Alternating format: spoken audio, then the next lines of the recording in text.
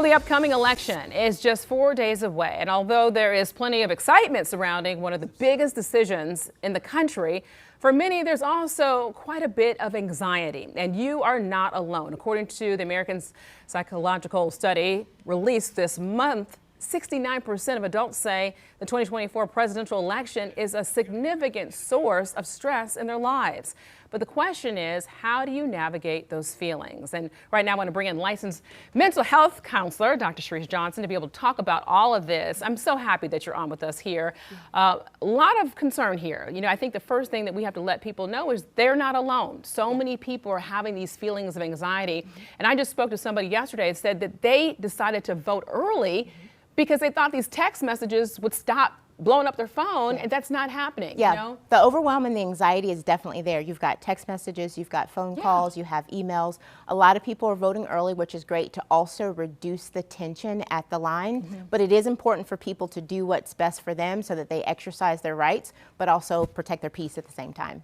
So my question for you is this, you know, we've spoken about big topics for months now. I mean, you talk about abortion rights, immigration, trans rights. I mean, so many sensitive topics for so many people that these can be triggering. So for a lot of people that are dealing with the anxiety, do you have any kind of ways that they can kind of help, not only at home, but also at work? Yeah, I think the first important thing to do is limit the balance between staying informed and how much you're consuming. So making sure that you're paying attention to, as you're consuming things and having conversations, are you noticing yourself get anxious? Are you noticing yourself get irritable? Are you losing sleep? The other thing that I would say when it comes to work conversations is give yourself permission to disengage. If the conversation is too triggering and activating, walk away and know that that's perfectly fine. Another thing too, I think when we talk about anxiety, I think for so many now, we know that mental health is real, you know, and keeping your boundaries up is so important. Can you talk a little bit about, you know, why now it's like people need to kind of protect their space? Yeah.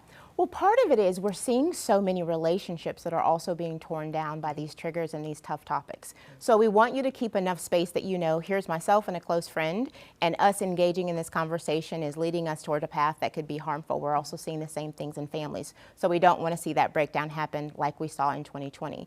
The other thing that's going to be important is if you're already predisposed to anxiety, struggling, depression, or other mental health dynamics, you're going to be more fragile. Your tolerance level is going to be lower. So putting those boundaries in place and really making sure you're engaging in some self-care, such as deep breathing, taking walks, making sure you're getting adequate rest is very important.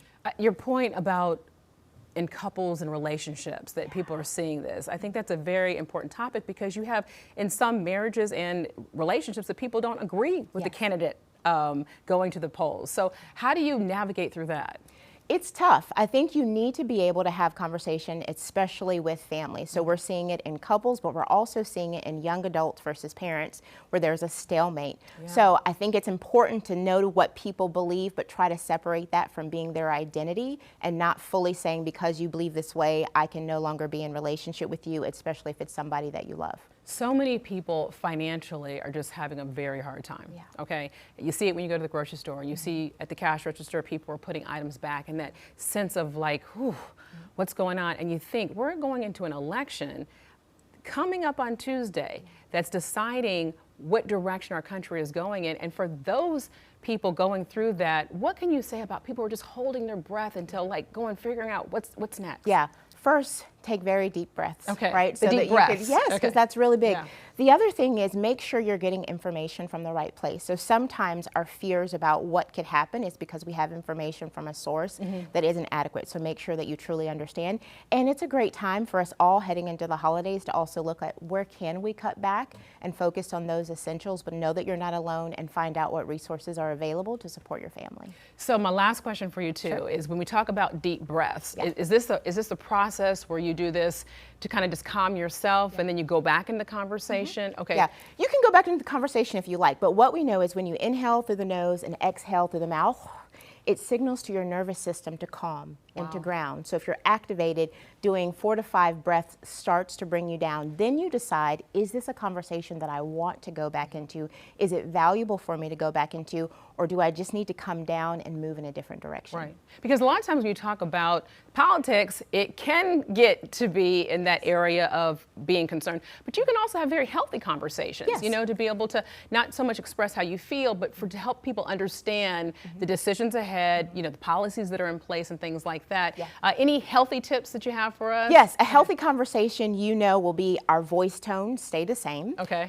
You're able to listen to understand versus listen to respond. That's a big piece in healthy conversation. So those are very helpful so that you get an understanding where people are and know that it's okay to agree to disagree. Dr. Johnson, thank you so much for being on with us. We so appreciate it. Such good information. Yeah, thank All you. right, thanks.